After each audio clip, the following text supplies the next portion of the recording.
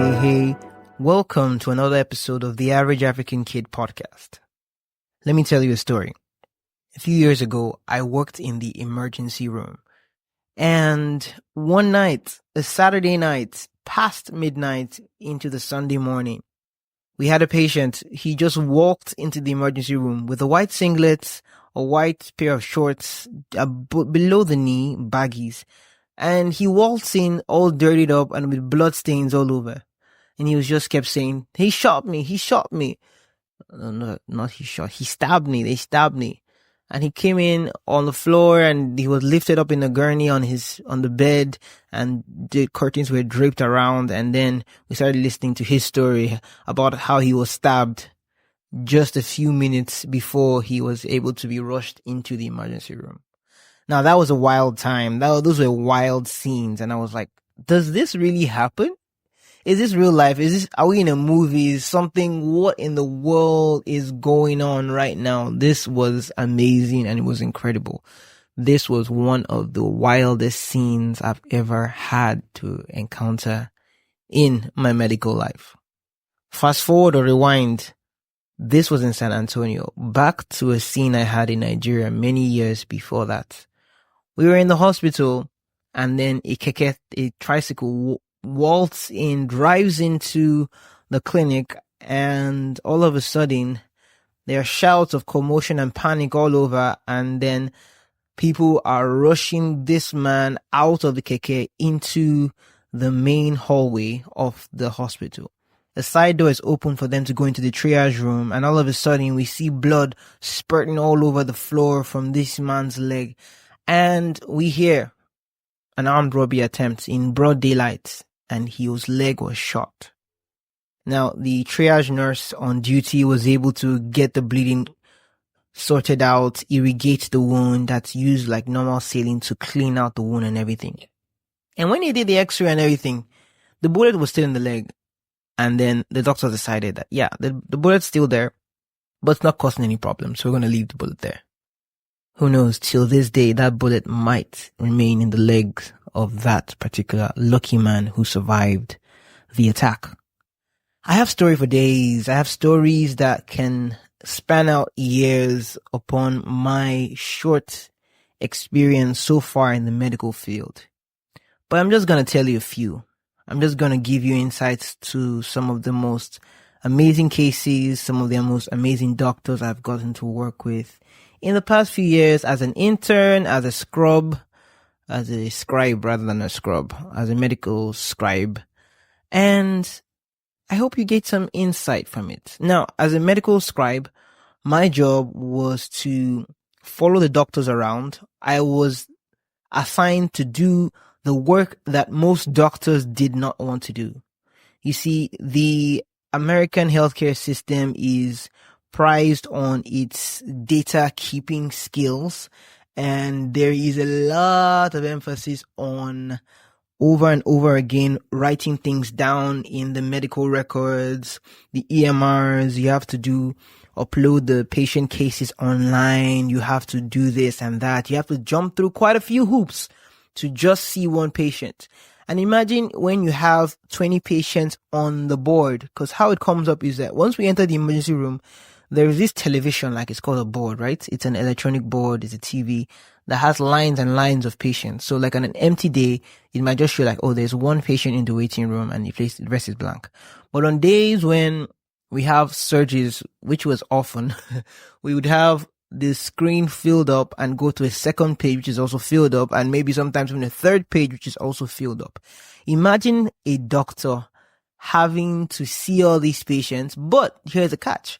Instead of seeing these patients, he has to see one, and then he has to come sit down at the computer and write, patient, 25-year-old male with the past medical history of hypertension, reports to the emergency department with abdominal pain over the past 3 days. He reports associated symptoms of nausea and vomiting and right lower quadrant abdominal pain that has lasted for the past 3 days but has worsened over the past hour.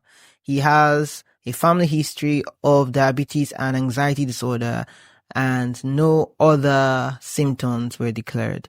The patient is curled up on the side of the bed and looks pale and says he feels like death. And then imagine after you have to write that report, then you have to go in and click boxes. Okay, let's click what symptoms does he have? Abdominal pain, he has nausea, vomiting, doesn't have this. Clicking through. Literally, filling out an EMR, an electronic medical record, could take as much as 15 minutes, as little as 15 minutes, as much as 30 minutes if you are not good at what you do. So imagine a doctor having to see 20 patients and having to do 20 of those reports. It gets quite boring, right? And quite frustrating. So the solution they came up with was hire these young professionals, medical scribes. Some of them are career scribes. Others are young students like myself who are interested in studying medicine or other healthcare fields. And you hire these students or these young professionals to work with the doctors after some intense training. And they follow the doctors around. They take notes on the doctor's patients and they do all the historic keeping on the servers while the doctor can focus on being a doctor. Yes, the doctor will tell the scribe what to put into the medical notes, but mostly once you have an experienced scribe on your team, you literally just call out a few findings to the scribe. Oh, write this in the report, write this, write that.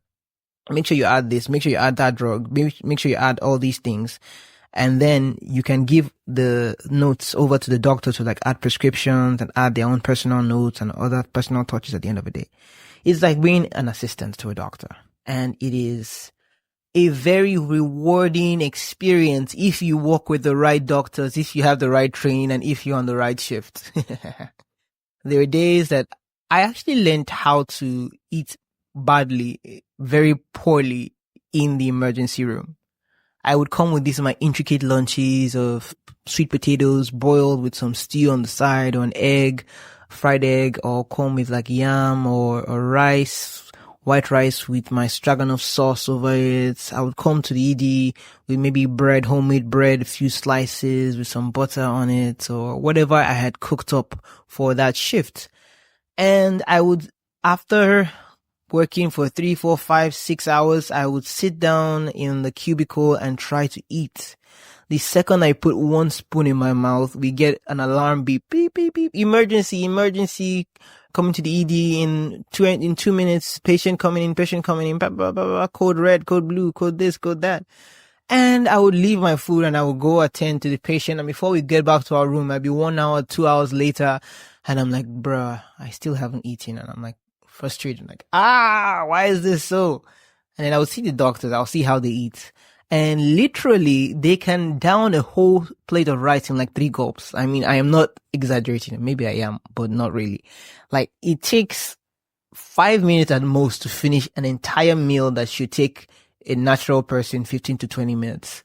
And it's not healthy, but it's how we roll in the ED, in emergency department, the ER, the emergency room. It's how we roll. You just have to learn to eat fast.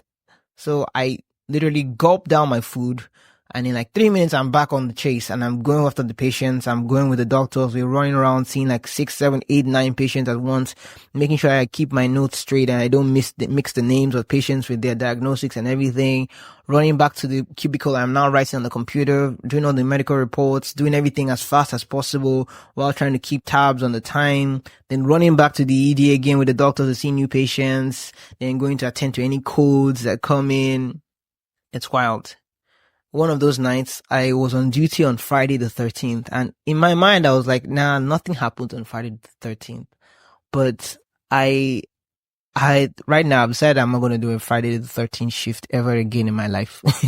At least in America. But I might end up doing it. But the Friday the 13th, it's a superstitious day because they have a lot of horror movies about that day. But I don't know why they made it so superstitious, but many people are scared of that day. And now I understand a bit why.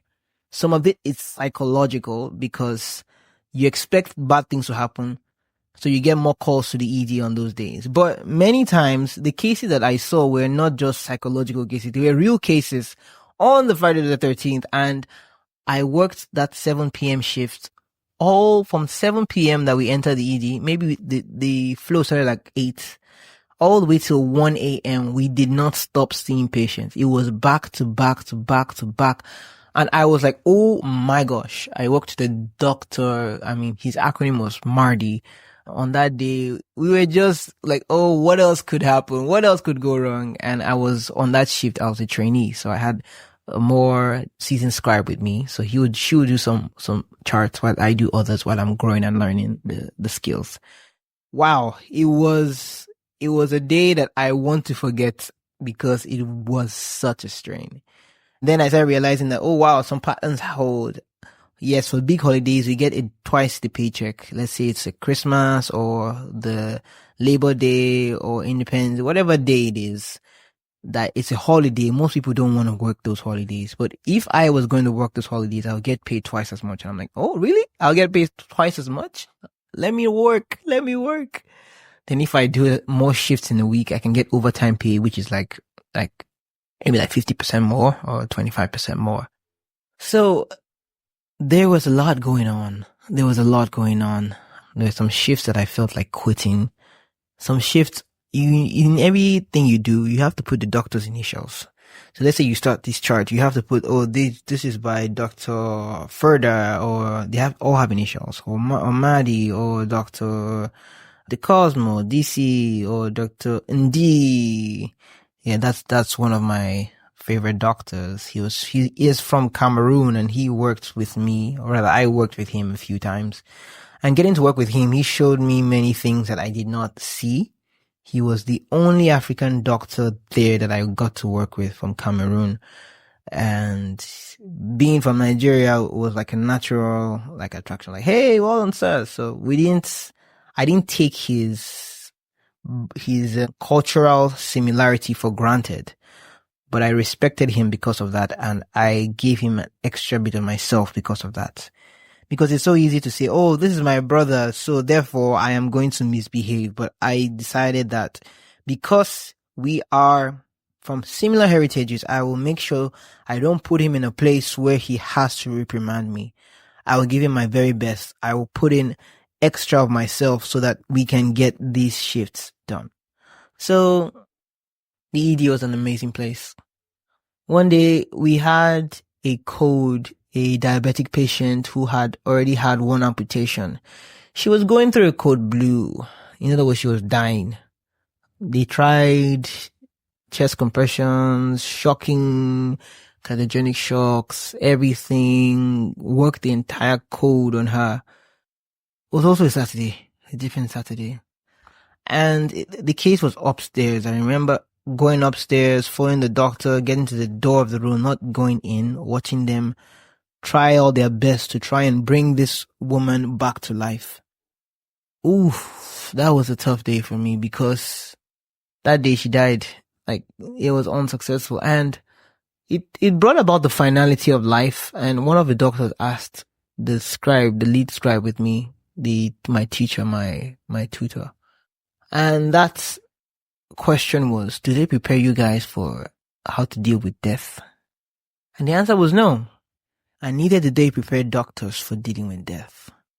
Death just happens, and nobody prepares anybody for it. You just go through it, and you're like, oh wow, that sucks. I did what I could, but that sucks. So she died, and yeah, that wasn't fun.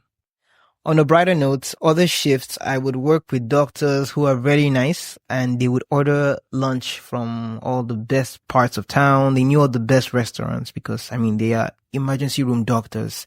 They barely get time for a home-cooked meal, so they have tried every restaurant possible. And sometimes they are nice enough and cool enough to order food for themselves and also the scribe with them. And sometimes, if they're feeling generous that day, they could literally order food for the entire nursing department that's in with them. Usually it's only one doctor on shift, but if there is a surge of patients, maybe like 2 can come in for surgery and then leave afterwards. But usually it's one doctor with the nurses and the scribe. And wow. And okay, physician assistant too, and a nurse practitioner depending on the days. Wow. I got food and we ate, and I was so excited. It was this sandwich, a basing sandwich. And that was one of the nicest sandwiches I've ever had. I think it was filled with pork and some kind of, textured bread. It was really good. And it felt better because we got to share an experience in the ED. In between patient visits, we could just sit down and relax. There were some days that patient didn't really show up, like some early Saturday afternoons or mornings. You just had time by yourself, and I spent that time doing past questions, preparing for medical school examinations. It was an enjoyable experience. It was a fun time. Sometimes we're crazy, but many times we're fun. I remember once I followed this doctor. We went into a room and there was this woman. She was pregnant and she came in with her mother-in-law and they were crying. And we walked into the room and we asked, so what seems to be the problem? He said, yes, we lost the baby. We're like, oh, wow, sorry about that. How do you know? Yeah, the mother-in-law was there. Yeah, we saw the big clots of the blood that came out. It was expelled and yeah, we buried it. So at that moment, it was so much grim and sadness. We're like, okay, we'll do a physical exam, did exam, then ordered an ultrasound test and everything. So you see, no problems. We'll give you some medication, some drugs to get you back to your best and you'll be able to go home. So we got to our desk, not thinking much of it afterwards, just a bit sad. And then we continued our work. And then the beautiful thing, one of the most beautiful things happened. The results of the ultrasound were brought into our medical report system and the doctor checked it. I was like, oh, she's still pregnant. Like, what? How? But the mother-in-law said she's still pregnant. What? How? So we went back into the room and we were the bearers of such a good news and nobody could believe it. Greetings. We bring you news. You're still going to have a baby. And that was the most joy. It's like we had performed a miracle that day, the way the whole room erupted from sadness to extreme joy and confusion at the exact same time. And it was like, what? I still remember that moment. I still remember that day. It was a day like no other. When we actually brought good news. Wow. That was a day.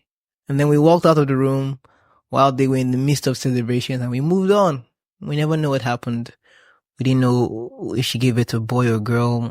Never know. Many of these things you never know. You just patch them up, I guess, and then you let them go. The emergency room was the toughest place I have ever worked in so far. And it keeps you on your toes. It makes you learn how to do many things. You have to deal with so many situations and it's a lot of work, but it could be worth it. These are some of my stories from the emergency room. Okay, hope you enjoyed this episode. Hope you enjoy this story format. Stay blessed, stay safe, stay amazing, and have a wonderful rest of your day.